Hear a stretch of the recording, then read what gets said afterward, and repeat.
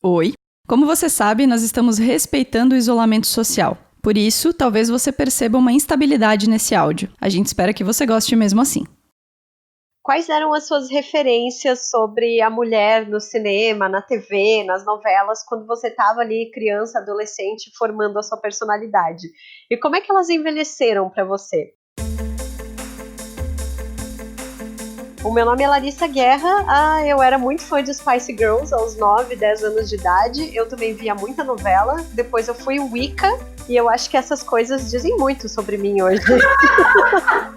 Gente, eu amo Wicca, eu não tenho capacidade de lidar com Wicca. Bom, meu nome é Marina Mels e eu ouvi música do charme ao funk, do metal ao pagode, de Sandy Júnior a Pitty. Então as minhas referências são muito doidas e acho que isso também diz muito sobre a minha personalidade hoje em dia. Meu nome é Luciana Kiel e eu cresci nas princesas da Disney para descobrir que às vezes a vilã tinha vida mais legal. Bom, hoje aqui no Donas da Porra Toda a gente chamou a Luciana, que é dona do Zinema, zinema.com.br, para um papo sobre como as referências femininas mudaram nas últimas décadas e por que a gente tem que comemorar isso. Sejam bem-vindas e bem-vindos ao Donas da Porra Toda. Donas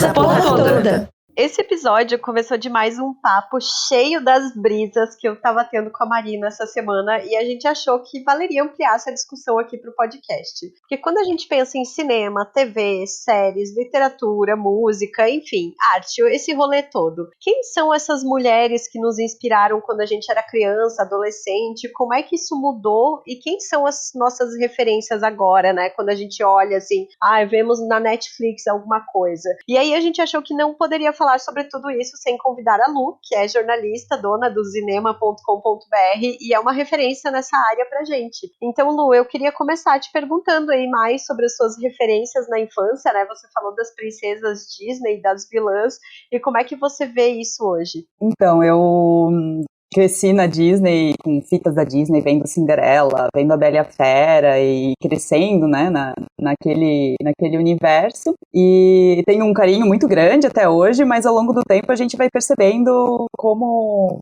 aquele modelo não se encaixa, né? E eu lembro que quando eu era pequena ainda eu gostava muito das personagens que eu considerava curiosas ou inteligentes, assim, tipo a Bela, da Bela e a Fera, que ela gostava de ler, que eu me identificava muito, a Lisa Simpson, era uma que eu gostava bastante, e ao longo dos anos, assim, eu sempre fui gostando de personagens um pouco mais patricinhas, tal, mas mais pelas roupas, porque eu achava que elas tinham os melhores guarda-roupas, né? E uma que me chamou muita atenção, que eu tenho um carinho muito grande até hoje, é a Ellie Woods do Legalmente Loira, que ela é, né, toda patricinha, mundo cor-de-rosa, loira, tal, pompom na caneta, só que ela é muito inteligente, e ela consegue mudar não mudar, né, mas enfim, ela supera o estereótipo da loira burra, e ela passa em Harvard, e por mérito dela, né, ela vira oradora da turma, tal, ela acaba subvertendo um pouco essa ideia que a gente tem de patricinha do nariz empinado. Ai, Lu, eu acho muito legal essa tua referência de Legalmente Loira, porque eu lembro muito de uma amiga na faculdade que tinha também ela como referência, assim, era muito engraçado isso. Eu sou uma pessoa que eu falo que eu sou total um produto dessa indústria cultural de massa dos anos 90, de TV aberta, assim, sabe? Porque eu só fui ter TV a cabo na minha vida quando eu tinha, tipo, uns 15 anos. Então, eu fui criada vendo Xuxa, tipo, minha mãe ia fazer as coisas dela e me deixava vendo Xuxa no meu chiqueirinho e eu, sei lá, ficava louca com a Xuxa. Novelas, eu vi praticamente todas as novelas, assim, dos anos 90, né? Tanto que tinha um trauma de infância de eu ser chamada de Rutinha, porque a minha irmã se chamava Raquel, na época da Mulheres de Areia.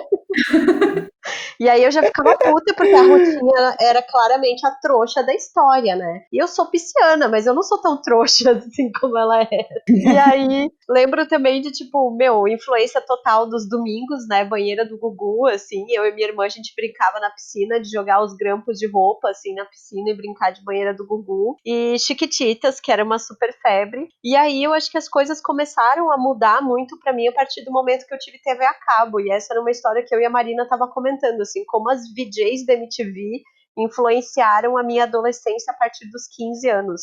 sabe? Eu acho que no visual eu olhava, nossa, como elas são descoladas, sabe? Nossa, elas falam de música, elas entrevistam os famosos.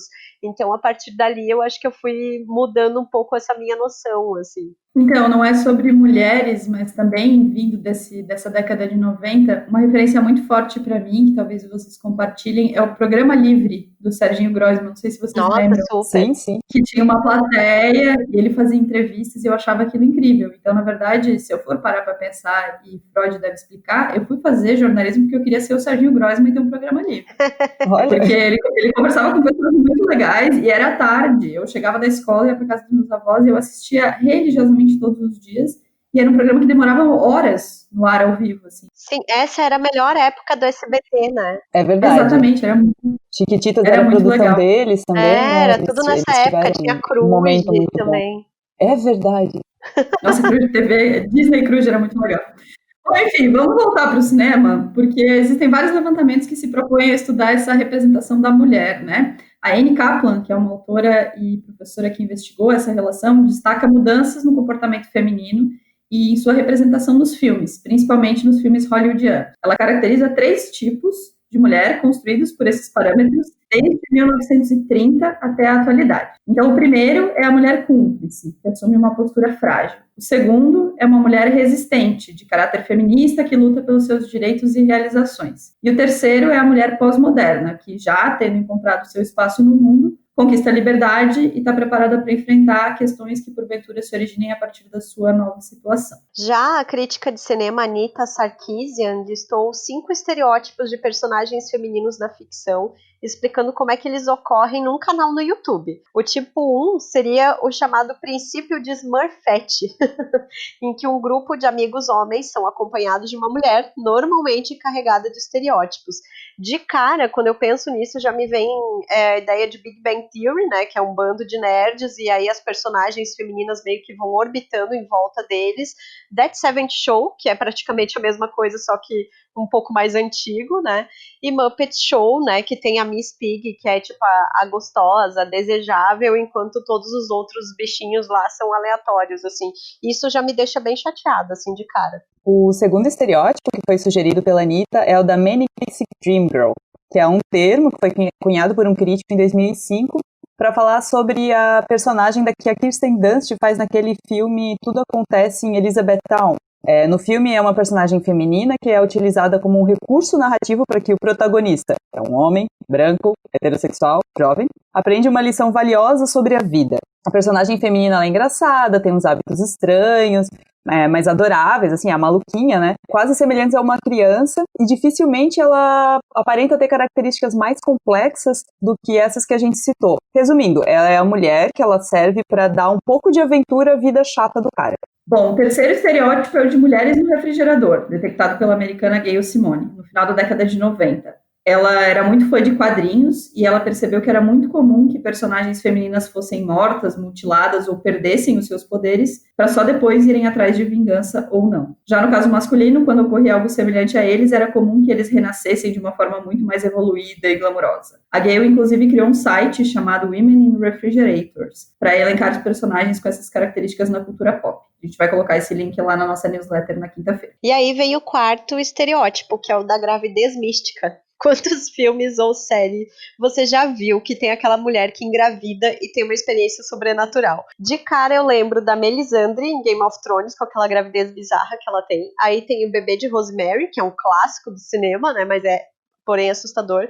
Aí tem a Alien e um exemplo mais recente, adolescente, é a Bella no Crepúsculo, né? E o quinto tipo é o da sedutora demoníaca, que é normalmente um demônio, um alienígena, robô, vampiro, enfim, um ser sobrenatural, que geralmente está disfarçado de uma humana sexy. Ela usa essa sexualidade para manipular, seduzir, matar e às vezes até comer os coitados entre aspas, dos homens, deixando eles encantados o suficiente para capturar eles e dar o bote. É quase como uma viúva negra, mais ou menos. Bom, enquanto você ouvia essa descrição, eu tenho certeza que você pensou em vários exemplos de personagens. Então, Lu, queria que você falasse um pouco pra gente sobre como você observa esses padrões, se eles realmente fazem sentido e se esses estereótipos ainda aparecem no cinema contemporâneo ou se você acha que a gente deu uma melhoradinha aí nesse rolê?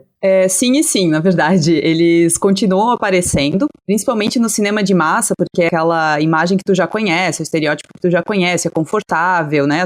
A maioria das pessoas que quer ver um filme, quer ver uma série, não quer pensar, ela quer lazer, ela quer diversão, então ela não quer que fique desconstruindo tudo que ela já conhece o tempo inteiro. E outro ponto que contribui para essa perpetuação de estereótipo, de arquétipo, são as produções escritas e dirigidas por homens. Então, assim, tu pode pegar filme de super-herói, a maioria deles ainda tem muita objetificação de mulher, que é botar ela numa roupa colada, mostra peito, mostra bunda, né? Tipo, tu dá um jeito de objetificar ela. E um ponto que foi bem interessante no filme da Mulher Maravilha foi que, como era uma diretora mulher, né, a Patty Jenkins, não teve isso. As roupas eram um pouco mais, não vou dizer respeitosas, mas mais adaptadas para a guerra que as mulheres que as amazonas estavam enfrentando, tal. Se hoje tu vê um filme que é dirigido por homem, é bem diferente, né? Tanto é que no filme do Zack Snyder, eles mostraram essa diferença das roupas, né, do figurino e tal. A gente gosta de acreditar que tá evoluindo, mas é a baby steps, né? Muito devagar isso. Uma prova disso foi que uns anos atrás, quando teve, acho que Lady Bird, que todos os diretores indicados eram homens e a Greta Gerwig ficou de fora. E era um filme que estava concorrendo a bastante coisa e tal. E quando a Natalie Portman anunciou, eu não sei se foi o Oscar, se foi o Globo de Ouro, mas enfim. Foi no Oscar. Eu tinha achado que... Mas enfim, né? E ela ainda chamou a atenção. Here are all the all-male nominees. Tipo, são todos os indicados homens, pra deixar bem claro, assim, ó, olha só, tem um monte de diretora legal fazendo trabalho legal e ninguém foi indicada. E esse ano meio que aconteceu de novo, assim, que o filme da Greta, de novo com a Greta Gerwig, acabou ficando meio de lado, alguns outros filmes também dirigidos por mulheres acabaram ficando de lado, então assim, às vezes tu acha que tu evoluiu, porque no ano seguinte tinha, né, acho que mulher indicada, só que daí no outro ano eles vão lá e voltam atrás e lembram que é uma indústria que é muito forte para os homens ainda. Então eu vejo que essa evolução de personagens mulheres, como elas são representadas, se elas realmente nos representam, né, se a gente consegue se identificar nelas, tem muito a ver com o fato delas serem escritas e dirigidas por mulheres, porque mulher sabe o que pensa, sabe o que é importante para si, né, e eu fico muito feliz de ver um monte de diretora, roteirista que tá crescendo, assim, que tá conseguindo conquistar um espaço bem legal, como é o caso da Greta Gerwig, da Phoebe Waller-Bridge, do Fleabag, né? Ai, meu Deus, como eu amo. Da própria Shonda Rhimes, com Grey's Anatomy e as outras séries que ela escreve também, e da Patty Jenkins, são só alguns exemplos, mas tem outros, tem a Ava DuVernay, a Reese Witherspoon tem uma produtora muito legal que é mais para desenvolver esses trabalhos dessas mulheres, que eu acho isso muito importante. E uma coisa que eu acho legal de lembrar é que a gente pensa muito que assim, os filmes antigos são antiquados, trabalhavam com estereótipo, e os modernos é que são um pouco mais desconstruídos, evoluídos, mas a gente já teve personagens mulheres no passado que elas não eram exatamente como as mulheres eram representadas na época. O primeiro exemplo que me vem à mente é a Scarlett O'Hara de O Vento Levou, porque ela era uma heroína, mas ela era uma heroína imperfeita. Ela era ambiciosa, ela era meio mimada, tal, mas ela conquistou muita coisa. Ela era uma personagem com muitas camadas, e isso tu não via em 1939, que era o ano do filme. E outra personagem que eu também gosto bastante, que foge um pouco dos estereótipos, é a Holly Golightly do Bonequinha de Luxo, que ela também, ela tem a vida dela de aparências, né, meio metida socialite e tal, só que ela tem as inseguranças dela. E isso também, para um filme daquela época, tu mostrar uma personagem que tem dúvidas quanto a si mesma, eu acho, foram acontecimentos, assim, pontuais. Teve essa personagem ali, essa personagem aqui, mas aos poucos os roteiristas, enfim, já estavam ensaiando personagens femininas um pouco mais complexas e humanas. Nessa linha de filmes antigos, eu sou muito fã de clássicos, né? Então, também penso por esse lado em relação a E o Vento Levou. Inclusive, eu recomendo que, se você não assistiu, prepare-se para encarar essas 4 horas de filmes, porque realmente é um clássico e que, com todos os problemas que existiam na época, né? A gente sabe que tá rolando super um papo de tirar do ar ou não o filme, mas enfim. Mas Bonequinha de Luxo, eu acho que hoje em dia, se fosse refeito, ele ia entrar naquela linha da maluquinha, sabe? Da personagem maluquinha. Da Manic Pixie Dream Porque Girl. ela é essa maluquinha, ela faz os rolês, não sei o quê, e tá tudo sempre muito implícito ali, né? Quando a gente sabe que no livro do Truman Capote, a bonequinha de luxo é uma garota de programa, né? Ela é uma prostituta. Então, essa seria a minha bronca, assim. Mas eu gosto muito de Casablanca, que é um dos meus filmes favoritos, assim, porque ali foi, eu acho que o primeiro filme que eu vejo em que a personagem feminina tem duas histórias de amor, assim, que estão rolando, né? Por mais que seja aquela história da mulher que tá pensando num romance, mas ela tá num período de guerra e ela precisa decidir se ela fica com o cara que ela teve um affair em Paris ou com o cara que é o parceiro dela da vida toda e tal. Então, nesse momento, eu já senti ali de tipo, olha como é interessante observar isso, né? Que é a mulher que tem a escolha se ela vai embora ou não, se ela fica com o Rick ou não. O sol dali da Holly, do Manic Pixie Dream Girl, eu acho que ela não se encaixaria ainda, porque a história é sobre ela, é mais do ponto de vista dela, assim, a jornada dela. A Manic Pixie Dream Girl, ela entra quando ela tem uma função narrativa pro cara.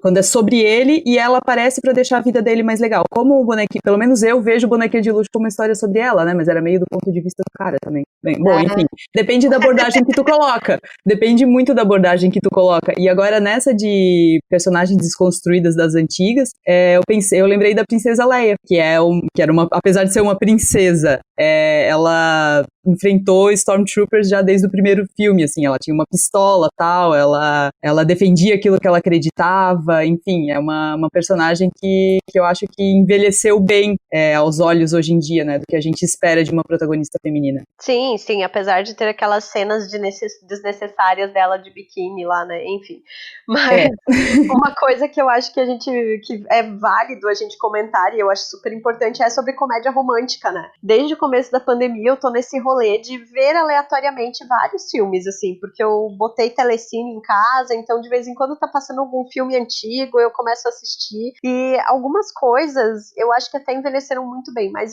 outras eu vejo como absurdas, assim. Pra mim, o maior exemplo é aquele filme Diário de uma Paixão. O BuzzFeed até já fez uma matéria mostrando como o Ryan Gosling interpretava um cara super abusivo, tóxico, que essa paixão, na real, era um relacionamento super bosta, assim. E eu vi esses dias uma chamada, acho que na Globo, ia passar, e ele super exaltando o romance, não sei o que, e eu tipo, não, tá tudo errado. Mas tem vários outros filmes que eu vejo hoje em dia que não batem legal, mesmo ciente de que essas obras estavam retratando quem éramos, né, como uma sociedade em uma determinada época.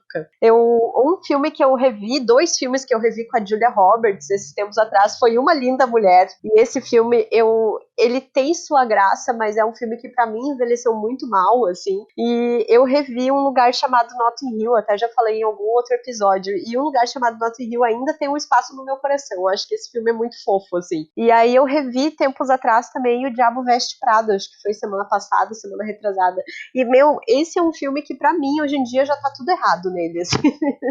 Então, mas pra mim, na lista dos filmes que tá tudo errado, tem um que é o top do tudo errado, pra usar uma expressão bem péssima, que é o Bridget Jones. Ele tá errado em tantos lugares, sabe? Porque tem o estereótipo da gordinha engraçada, é extremamente gordofóbica, a primeira cena já é extremamente gordofóbica, ela faz tudo pelos boys, ela faz tudo pra chamar a atenção deles, embora os dois briguem por ela, o que numa camada mais superficial possa parecer que não é um filme que retrata a mulher de um jeito errado, mas ela, no fim das contas, faz muitas coisas pra eles, né? E, enfim, é um filme que eu acho que eu tentei começar a ver e não consegui. Isso raramente acontece, porque eu geralmente consigo botar, né, esse filme nesse lugar de fala de uma determinada época. E com Bridget Jones, pra mim, não rolou. Acho que de todas as comédias românticas que eu vi na vida, pra mim o filme que pior envelheceu de todos, assim.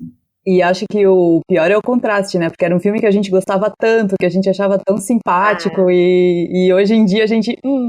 não, era só preconceito mesmo. E assim, ele tinha entrado pra mim num lugar de representatividade de uma mulher que é fora do padrão.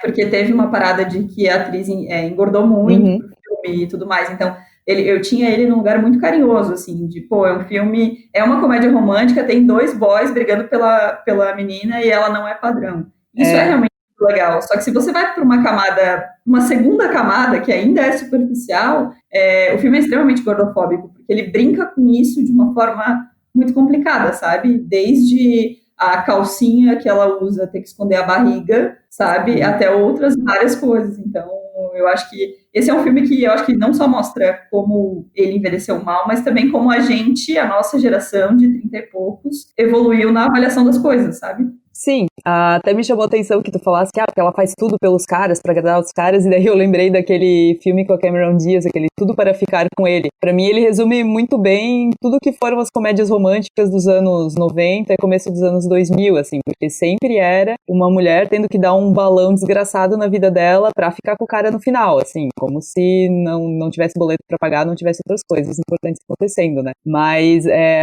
enquanto a Larissa tava falando dos filmes com a Julia Roberts, né, do Uma Linda Mulher em um Lugar Chamado Notting Hill, eu lembrei de um que me incomoda muito com ela, que é o Casamento do Meu Melhor Amigo. Nossa, eu acho super. Esse roteiro de ter que botar 2 mulheres brigando por causa de cara. 2 não, né? Porque a Cameron Diaz nem tava brigando, coitada. Ela, né, só tava noiva do cara, ela não tinha nenhum problema. E daí a Julia Roberts toda, né, não, porque a gente combinou que eu ia casar com ele, não sei mais o que.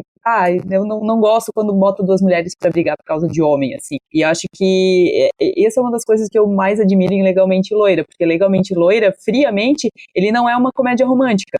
As pessoas, às vezes, encaixam ele, né, como comédia romântica e tal, mas ele é só uma comédia. Por quê? Porque ele não tem aquele propósito da Ellie ficar com o cara no final. Tipo, a jornada dela até começa, né? Porque ela queria reconquistar o Warner, mostrar que ela era inteligente. E pra mim, a melhor cena do filme é no final, quando ela dá um chega pra lá nele, assim, que ela, não, porque se quiser ser levada a sério, eu não posso estar com alguém como tu, né, tipo, e o que eu acho interessante é que Legalmente Loira, ele poderia muito facilmente ter virado um filme de comédia romântica, porque a ideia inicial, do final do filme, era o Emmett pedindo ela em casamento, na formatura, e daí eles acho que até chegaram a gravar tudo, e daí os produtores, né, roteiristas, tal, vendo assim, mas esse final não tá legal, porque o objetivo dela não era casar com o cara, o objetivo dela era se formar em Harvard, né? E daí eles regravaram, fizeram a cena da formatura em que ela é oradora da turma e tal, e o filme acabou assim, sem casamento, sem nada, a gente subentende, né? Eles até colocam só na frasezinha, o Emmett vai pedir ela em casamento hoje, mas ficou só nos caracteres, não foi o propósito do filme, não foi casar com o cara.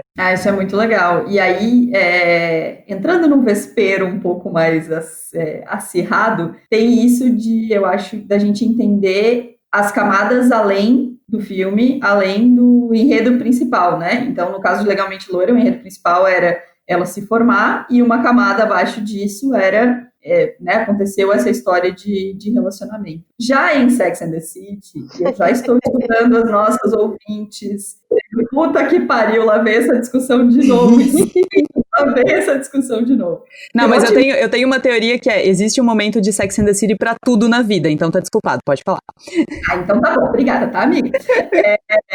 Essa polêmica de Sex and the City, ela volta e meia volta pro Twitter, né? Acho que o Twitter é o lugar de discutir Sex and the City, aparentemente política e tudo nesse país. Mas enfim, e aí nas discussões de Sex and the City, eu tenho um lugar de Sex and the City no meu coração que eu acho que tem a ver com esse lugar da Lu, que é assim, sim, envelheceu mal. Ninguém tá dizendo que a série é contemporânea, que ela é atual, que ela sendo vista hoje pela primeira vez faria sentido. Todos odeiam o Big, tudo bem, tá tudo certo. Mas, e é aí que entra a minha defesa, na minha vida prática, na minha vida além tela, Sex and the City teve um papel muito importante. Porque foi um momento, eu assisti Sex and the City lá com 16, 17 anos, comprei o box, né? Depois ganhei do Bruno de novo. Tenho guardadinho, não tenho mais nem onde tocar DVD, mas o box tá aqui. E pra mim teve um papel muito importante que não era sobre a Carrie, que é a personagem que pra mim não faz o menor sentido, assim, tipo, não tenho boas lembranças, mas é sobre as personagens que estão em torno dela. Então a Samantha, por exemplo, é uma mulher de 40 e poucos que tem uma liberdade sexual absurda e que tem uma parada muito de desapego que a gente não via no cinema naquela época. As mulheres todas se apaixonavam e ficavam para sempre sofrendo pelo boy. E a Samantha, muito pelo contrário, quando ela se apaixona, ela foge de todos os jeitos pra evitar que aquilo se transforme num relacionamento, né? E aí tem a Miranda, que é uma outra personagem que eu amo, que é a minha personagem favorita, pois workaholic, e que além de ter um papel muito importante profissionalmente falando, ela ainda se relaciona com um cara que é mais novo que ela, que ganha menos que ela, que tem toda uma parada de desconstrução de que a Carrie tá sempre atrás dos caras ricos e incríveis, e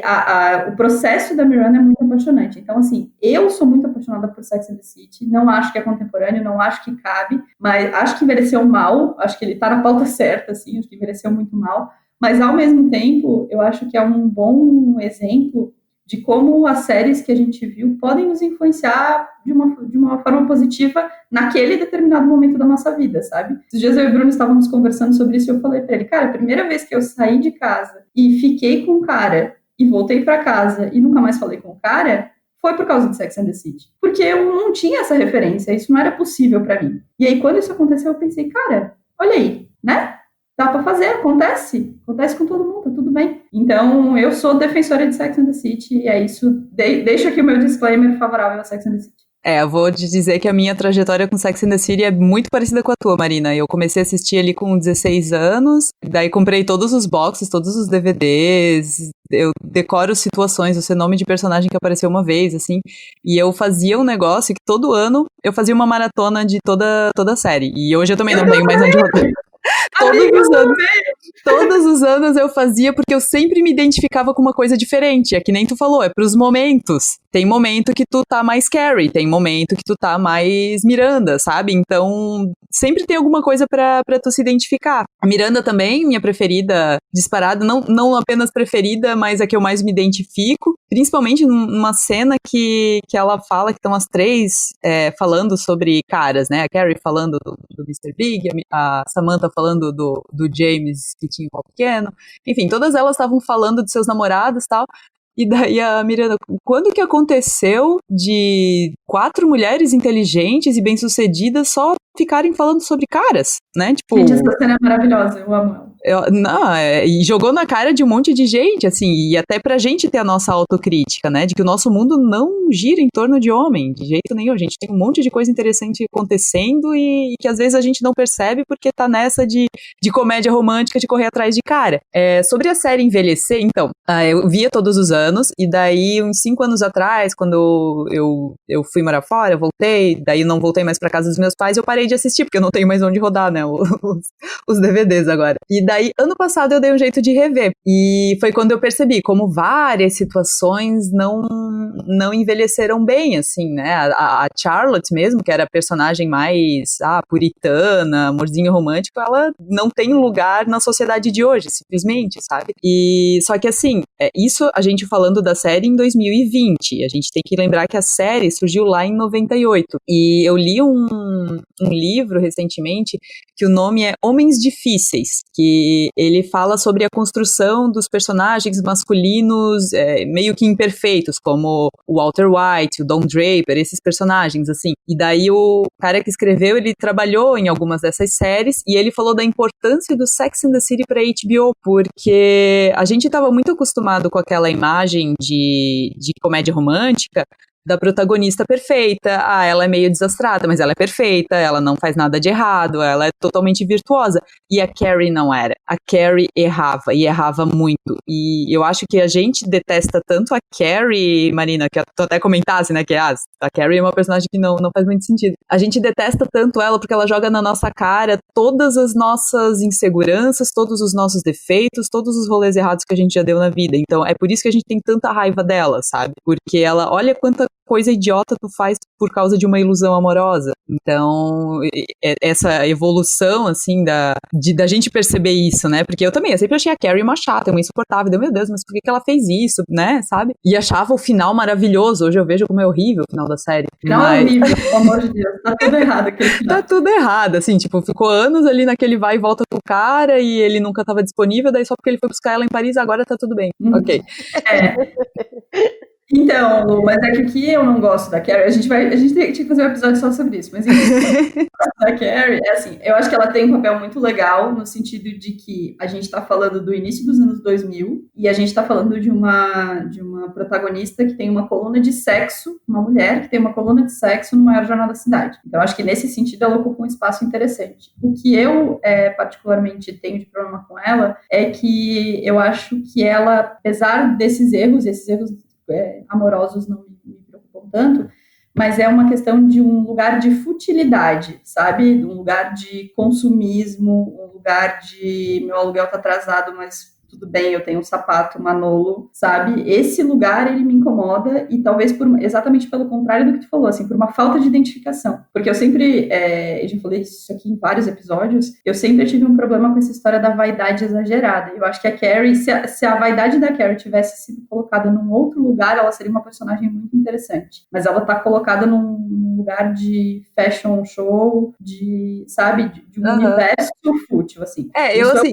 incomoda nela. Sim, eu vejo assim, tipo, o dinheiro dela, ela faz o que ela quiser com isso, se ela se sente melhor comprando uma Manolo Blahnik de $2.500, né, isso não é a minha bronca com ela, mas ela tem um negócio ali que tu falou que é verdade, que parece que ela tem um senso de que ela tem direito às coisas que não necessariamente ela tem. Tem um episódio que ela fica brava com a Charlotte, porque a Carrie, tava precisando de dinheiro, e a Charlotte não ofereceu dinheiro pra emprestar ou pra qualquer coisa. E ela ficou brava com a amiga dela, assim, então poxa, que direito que ela tem, sabe? Mas enfim, eu vejo, assim, muitas coisas da Carrie. A Carrie é meio que uma decepção nossa, justamente pela imperfeição dela, porque a gente queria uma heroína, a gente queria alguém pra, poxa, essa mulher eu admiro pra caramba, e ela não é, e ela nunca foi, e ela nunca vai ser, hoje em dia muito menos. Faz todo sentido. Nessa discussão eu praticamente só observo, né? Eu apenas observo, porque eu confesso que eu acho que eu nunca assisti um episódio inteiro de Sex and the City na minha vida, e eu sempre achei essas representações das personagens meio bobas, assim, nunca foi algo que me atraiu. Também muito por só ter contato com TV a cabo, com séries, quando eu já era mais velha, assim, já não tinha essa vontade, sabe, de assistir. Mas eu gosto muito do comentário da Lu ali em relação aos personagens de homens difíceis, né? Como é permitido para o homem ser um homem difícil, e aí eu penso muito no Don Draper mesmo, porque eu vi Mad Men no passado e eu amo essa série, mas para mulher, sabe, troca, assim, se fosse uma mulher no lugar do Don Draper, essa série provavelmente seria um fracasso, assim, né, as pessoas não iam gostar do Don Draper na versão feminina, porque o Don, por exemplo, o Don é um baita de um filho da puta, assim, né, só que ele é maravilhoso também, então em alguns momentos você odeia ele com todas as suas forças, em outros momentos você sente dó, você sente compaixão, você vê que ele tá sofrendo, que ele tá lidando também com a masculinidade dele, assim, e também tem todos os aspectos das personagens femininas, né, de Mad Men, que eu também acho muito interessante, assim. Mas o que me incomoda na real, nessa ideia do Sex and the City e também em outras séries, filmes, é que a mulher seja retratada apenas como aquele ser à procura de um par, né? E que é normalmente um homem branco hétero, rico, né? Que sorte. E uma coisa que eu tenho um ranço absurdo, assim, que eu me recusei a ver, a ler, a ouvir qualquer coisa que fosse a respeito, é 50 Tons de Cinza, sabe? Tipo, eu lembro que os livros venderam feito água, muito nessa linha também Crepúsculo. Crepúsculo é da época que eu trabalhei em livraria, então a gente vendia, assim, 200, 300 exemplares por dia, era um absurdo. E esse gênero foi meio que deixando uns filhotes aí que seguem entrando nas listas de mais vendidos, de filmes mais vistos, e é uma coisa que me choca muito, assim, hoje em dia. Inclusive, foi legal que tu falasse do Crepúsculo, porque na verdade o 50 Tons, ele era uma fanfic de Crepúsculo, e virou o que virou, né? Olha só, vampiros. Eu vejo, assim, a comédia romântica, ela deu uma caída hoje, a Netflix tá querendo resgatar, porque são filmes mais baratos de fazer, e a Netflix é mais por produção do que por qualidade, mas eu vejo alguns, assim, que conseguem dar uma roupagem um pouquinho mais pertinente, vamos dizer, aquele Crazy Rich Asians, que eu vi.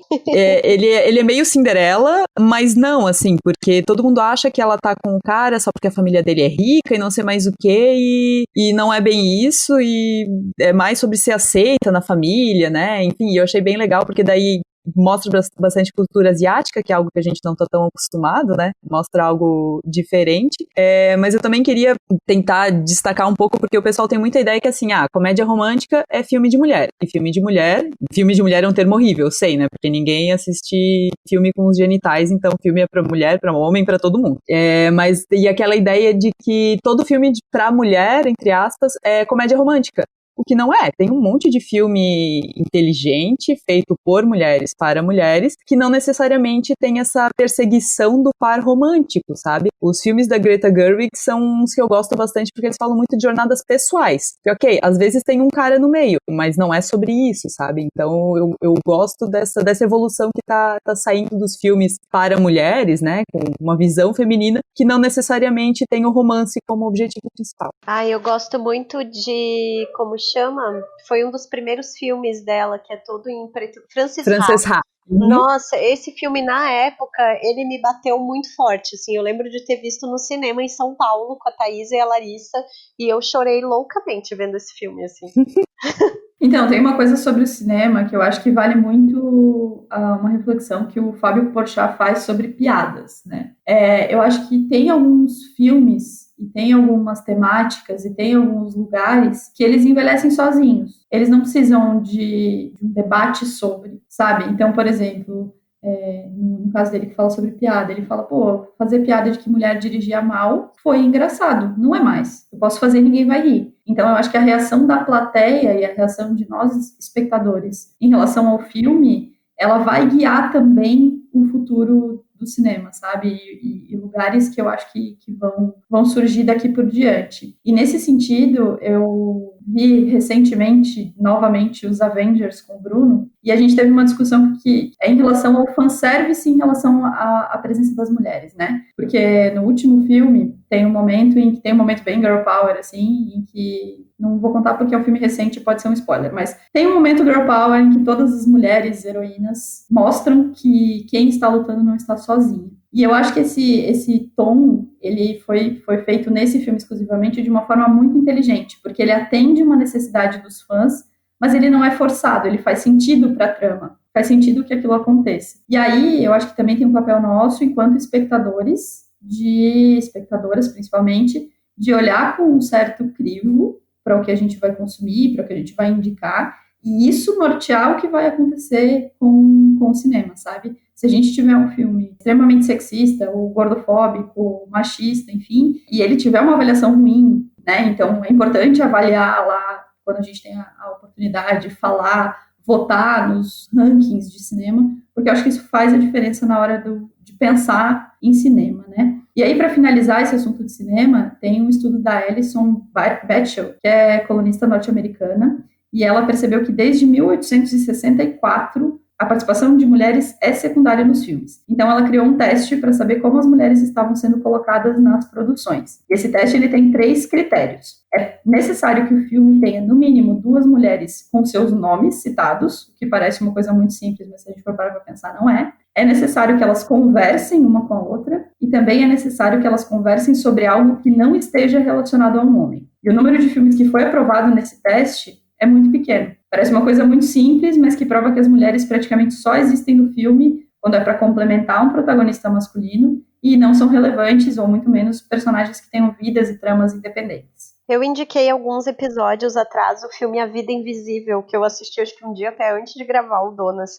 e ele super se enquadra nesse critério do teste. É um filme realmente muito bonito, assim, se vocês puderem assistir, vejam. E tem outra produção nacional que me vem à mente, que é o A Que Horas Ela Volta, que eu acho que também já comentei que revi isso tempos atrás, e é também um filme que eu gosto muito, assim, com a Regina Casé. Acho esse filme impecável, é lindo. E na newsletter dessa semana a gente vai mandar para vocês, então, um link com uma lista do site Filmou, com alguns filmes que passam nesse teste, então, para ficar de dica para vocês assistirem. Mas agora eu queria que a gente falasse um pouquinho sobre música. E aí eu quero saber se vocês costumam ouvir cantoras mulheres, quem eram as cantoras mulheres que eram referências e são ainda hoje para vocês. Eu, desde os meus, 8 ou 9 anos, por aí, eu virei muito fã de Spice Girls, porque eu achava tudo muito legal, colorido, elas tinham roupas diferentes, personalidades diferentes, e eu já queria ser ruiva naquela época, muito por causa da Jerry também, E eu gostava muito da mensagem delas de girl power, que eu, menina, né, criança, eu não entendia tão bem a importância disso, porque eu nunca tinha me sentindo menos do que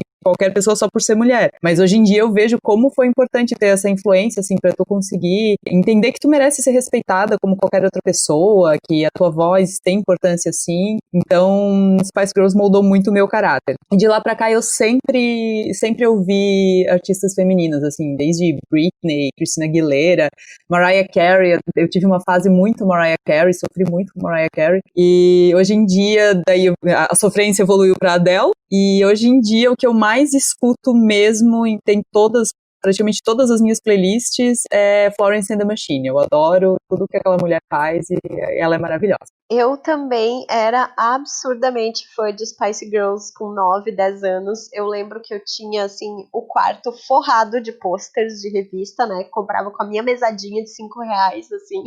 Amava de paixão. E acho que pra mim bateu muito já com essa ideia do Girl Power, porque eu vim de uma família com muitas mulheres e via como a coisa era meio diferente no tratamento das mulheres para os homens da minha família, assim. Então acho que já tinha um pouco disso, sabe? Outra coisa que eu lembro, assim, é que como cada uma tinha sua personalidade, você via que elas eram poderosas, tendo o seu jeito de ser ali, e no caso eu era a Mel C, tá? Porque eu já achava o máximo, tipo, a ideia da pessoa ser confortável, vestir algo confortável, assim. E depois, acho que algumas coisas, assim, que me influenciaram muito musicalmente foi, tipo, Rita Lee, porque eu acho incrível como essa mulher já falava sobre sexo de uma forma muito natural na década de 70, né? Madonna, que eu amo até hoje.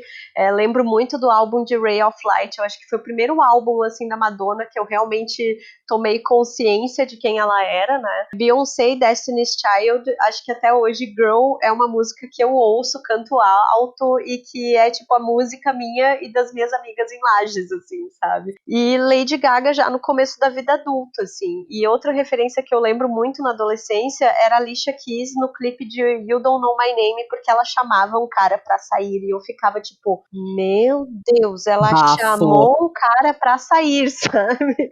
Ela é a sua Carrie, amiga, olha aí, ó. Olha só. Você disse que você não tem, mas tem no fundo, só que você decide estar ali. Então, música é um assunto complicado pra falar comigo, né? Porque o que acontece?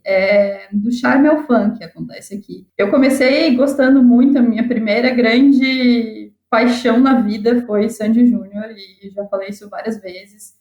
Já tive muita vergonha disso, hoje bato no peito mesmo. Fui no show no ano passado, na turnê. Foi demais, chorei o show inteiro, foi incrível. Eu fiz as pazes com a Marina de 15 anos, foi muito, muito, muito legal. Então, acho que essa foi a minha primeira referência. E aí, de Sandy, não me pergunte como, isso é uma outra conversa, eu fui parar no metal e no rock. E aí, no metal, na época, tinha muito poucas mulheres representadas. Eu lembro muito da vocalista do Nightwish, que era uma referência, e da vocalista do Evanescence. E no Brasil, como eu sempre gosto de puxar a sardinha, e que eu acho que é uma outra pessoa que, assim como a Sandy, envelheceu muito bem, eu sempre gostei de Pitty. A Pitty surgiu meio que numa época que a Avril Lavigne estava bombando entre os mais jovenzinhos, e eu acho que a Pitty tem uma parada de ter evoluído muito no discurso e de ser uma pessoa que eu ainda admiro pela postura, pelo posicionamento dela. Assisto Saia Justa, que é um programa que ela é comentarista fixa, gosto muito, e acho que de todas as pessoas que eu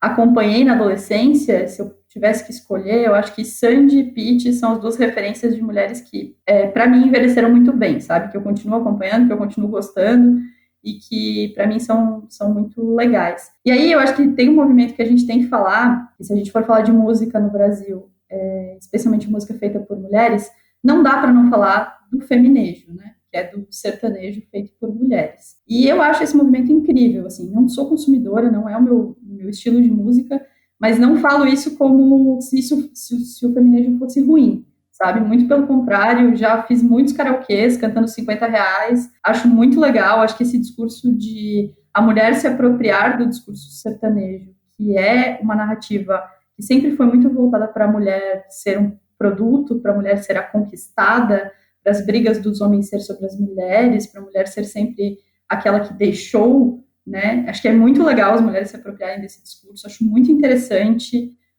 Já li muito sobre Marília Mendonça, sobre Nayara Azevedo, acho muito, muito, muito legal o que elas estão fazendo. E na minha playlist, que agora é de samba, vocês estão vendo que, assim, 3 minutos eu falei de Sandy, de metal. Que viagem! Agora, Marília Mel, não é mesmo?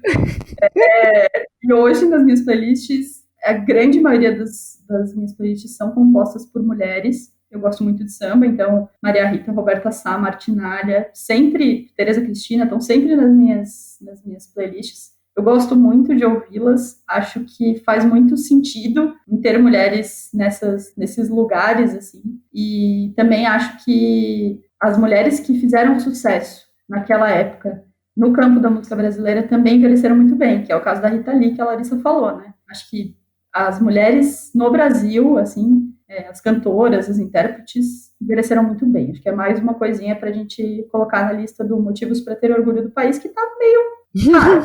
Não, mas sempre tem, sempre tem. A gente precisa dar bombada nela. Pra gente encerrar, porque esse episódio já está gigante, eu queria saber se vocês acham que existe evolução nessa representação feminina no cinema e na música que a gente falou aqui. Se vocês acham que a gente está evoluindo, se a gente pode comemorar ou se a gente não pode comemorar. Lu, o que você acha? Então, como eu comentei ali antes, eu acho que a evolução dessas personagens, dessa representatividade, vai depender muito de quantas mulheres a gente tem trabalhando na indústria e quanto de liberdade criativa elas têm, de quanto de voz que elas têm lá. Quando elas conseguem mostrar que, assim, uma história que tem uma protagonista, mulher, que o objetivo não é amoroso, que ela tem uma jornada interessante, e isso vende para todo mundo, não só para mulheres, aí a gente realmente tá caminhando para algo legal. E o público tá ficando mais atento a isso, assim. Eu acho que as pessoas estão cobrando um pouco mais, assim, elas não querem mais aquela protagonista que só tá correndo atrás de um cara. E eu acho muito interessante que a Greta Gerwig, ela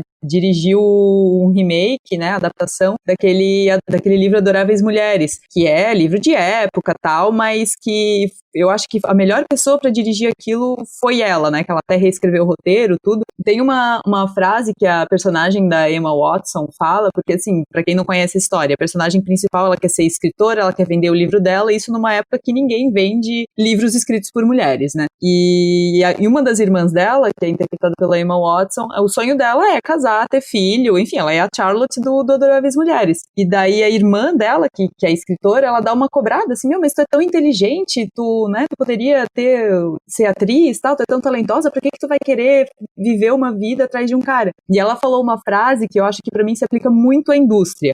Só porque o meu sonho é diferente do seu, não significa que ele valha menos. Então, assim, só porque a história é sobre mulheres, do ponto de vista de mulheres, tal, não quer dizer que ela valha menos do que as outras. Então, essa é uma reflexão que eu acho que toda pessoa envolvida na indústria tem que se fazer, sabe? O que é importante pro público realmente? É contar mais uma história de homem, tiro, porrada e bomba, tal? Ou vamos ser um pouco melhor do que isso, vamos ir além?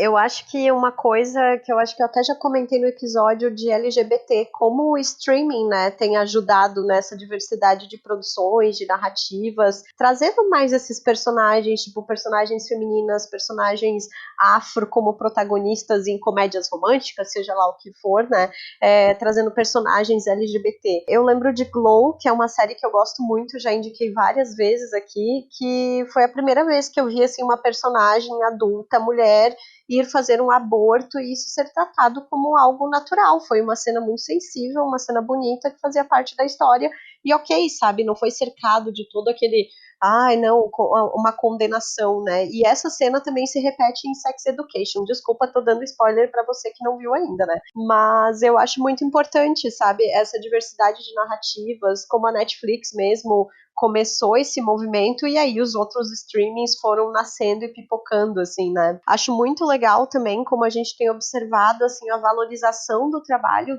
dessas mulheres artistas e como elas estão controlando a sua própria obra, assim, né, e aí eu cito a Beyoncé, que fez Lemonade e agora lançou Black is King, em que ela fez as músicas, ela roteirizou, ela filmou, ela dirigiu, ela fez tudo sozinha, controlando a narrativa dela, dizendo essa é a história que eu quero contar através do meu ponto de vista e vamos valorizar isso, né? Então eu acho muito poderoso.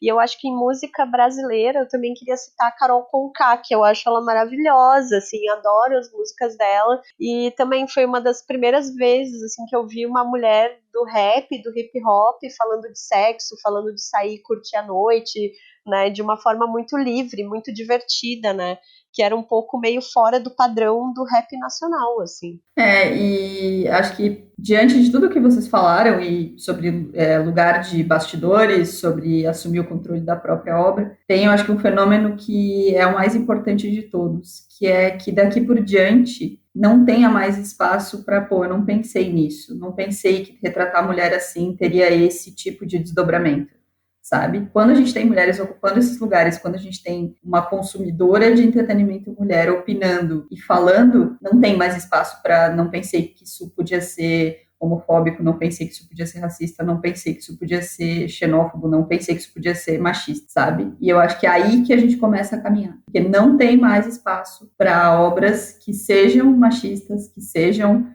que reprimam qualquer pessoa e ganhem espaço. A gente não pode permitir que isso aconteça, e esse tipo de discussão, parar, pensar, entender, olhar para Sex and the City, né, Lu? Olhar para todos esses filmes, eu acho que é o que faz com que a gente entenda que essa discussão é importante e que não passarão mais filmes como alguns que a gente citou aqui.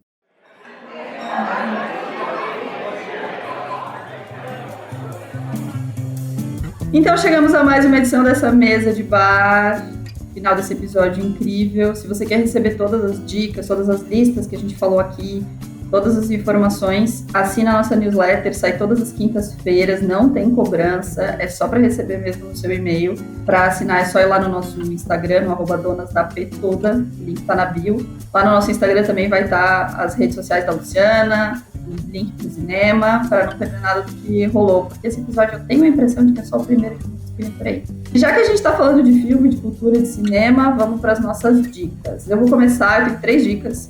Eu quero começar com 2 episódios do Braincast, 2 episódios recentes, que falam muito sobre isso, que são muito interessantes. Um é o sobre quando a arte envelhece mal, apagar, explicar ou alterar. É uma discussão bem legal que eles têm sobre isso, sobre filmes racistas, sobre o que fazer com essas obras, de que forma lidar com essas obras. E o outro é o logo em seguida, que é por que a cultura pop é obcecada pela batalha do bem contra o mal. E é muito legal esse episódio, tem uma parte dele que eu gosto muito, em que a Bia Fiorotto fala sobre a gente ter essa percepção de que as coisas se resolvem, como no cinema, né? Então vai chegar o dia que o racismo vai acabar. Vai chegar o dia que o machismo vai acabar. E talvez não seja bem assim na vida real.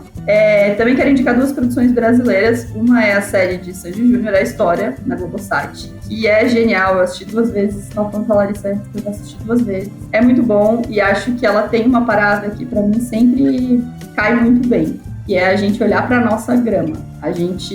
Aconteceu no Brasil no ano passado, a 2ª maior turnê do mundo, atrás só da turnê do Elton John. Uma produção foda, uma forma de lidar com o público foda, milhões de pessoas, e a gente ainda acha que a gente só faz coisas ridículas, a gente ainda ri quando a gente fala de Sandy Júnior. Isso tem que acabar, porque a gente tem que olhar para o que a gente produz de histórico e de interessante. É muito boa a série, tá na Globosat. E outra coisa da Globosat que eu dei muita risada, que é bem bobinho, mas é bem bom, é um programa que chama Cada Um no Seu Quadrado, que é com o Caruso, e ele fala com o Caruso e com o Paulo Vieira, e eles convidam pessoas para fazer joguinhos, desses joguinhos que Larissa Guerra ama, tipo Stop, cada um na sua casa. Só que os convidados deles são comediantes. Então é muito engraçado, é um programa de meia horinha, aquela meia horinha do almoço, que você precisa parar de pensar em política, porque tá difícil. Você assiste, dá altas risadas, é muito bom, é super lindo. Então, já que eu falei tanto de Greta Gerwig, dos filmes dela, eu vou recomendar o último que ela fez, que é o Adoráveis Mulheres, justamente porque eu acho interessante ver como uma história antiga consegue se manter atual, dando o tratamento correto, assim, sabe? E até pra quem tem preconceito com filmes de mulherzinha, entre aspas, de novo, pra ver um filme que é uma baita produção, é uma baita história e deixa muitas reflexões. De série, eu ia indicar Fleabag, mas vocês já indicaram, então... Mas nunca é demais indicar Fleabag, então se você ainda não viu, assiste. Mas a que eu vou indicar mesmo é uma série da HBO também, que eu acredito que ela tá pros dias de hoje o que Sex and the City representou em 98, mais ou menos. Que é Euphoria, é uma série mais de adolescente, né, com personagens adolescentes, mas que não tem nada de infantil ou de teen, assim, é uma série muito adulta, que fala de como adolescentes hoje em dia lidam com sexualidade, com drogas, com tem personagem que é trans, personagem que é lésbica, tem personagem que faz aqueles vídeos na internet de tirar roupa e tal. É uma juventude muito vida louca e a série é muito bem costuradinha, recomendo. Então, eu vou indicar um documentário que eu assisti na Netflix, que é A Secret Love, que conta a história de um casal de 2 mulheres lésbicas que ficaram juntas por quase 70 anos. E elas se assumiram lésbicas para a família quando elas já estavam juntas há tipo 65 anos, assim. E tem um acervo riquíssimo de material, de fotos, de imagens dela desde os anos 40, de como elas construíram a relação delas e como elas se apresentavam para as pessoas como primas, né? E a justificativa para a família era tipo assim, é muito caro morar nos Estados Unidos, então a gente mora juntas, né? E a família nunca nem desconfiou, assim, que elas tinham todo esse relacionamento amoroso de décadas, sabe? É muito bonito, assim, muito bonito. A Secret Love, o nome. E aí, já numa pegada um pouco mais descontraída, mas nem tanto, eu indico a série Casamento à Indiana, é um reality também da Netflix, que conta a história de uma mulher que é uma matchmaker, uma arranjadora casamenteira na Índia. Então tem todos os aspectos culturais da Índia, né, que já são muito diversos do nosso, mas também é muito engraçado, não diria engraçado, assim, é muito impactante pra mim, pelo menos, foi ver assim como as famílias valorizam essa ideia do casamento arranjado, como pressionam, sabe, os filhos de 25, de 30 anos para que eles se casem, para que a mulher que já é divorciada, ela é um problema para arrumar um novo companheiro. Então é muito interessante de você observar, né? E também tem a parte de figurinos, de cores, que é riquíssima, assim, joias mesmo, meu Deus do céu, né? É um absurdo. E aí, por fim, eu quero indicar um livro que eu li muitos anos atrás, tem filme também dele, que é o Persépolis, da Marjane Satrapi. Conta a história da revolução no Irã no olhar de uma menina, né? Então é uma autobiografia em quadrinhos. É um livro muito sensível, né, para ler, assim, mas eu super indico, assim, acho que vale muito a pena. Todo mundo deveria ler, assim, toda mulher deveria ler esse livro. Muito bem, então terminamos esta edição do Donas da P toda. Lu, deixa tuas redes sociais aí pra quem ainda não segue a gente no Instagram não te perder. Vocês podem, quer dizer, o Zinema, na verdade, ele tá um pouco em stand-by, que eu tô um pouco sem tempo, mas sempre tem alguma coisa interessante por lá. No Instagram é zinema.blog, no site é zinema.com.br. E as minhas redes sociais é Luciana CQ, Kuhl. Muito bem, mas segue a gente lá no Instagram, no Donas da P toda, que a gente vai colocar todos esses links e indicações da Lu. Então é isso, gente. Obrigada, Lu. Obrigada pela participação. Eu que agradeço. Incrível. Nós somos fãs, você sabe disso. Então, até semana que vem, gente. Um beijo. Gente, beijo, tchau.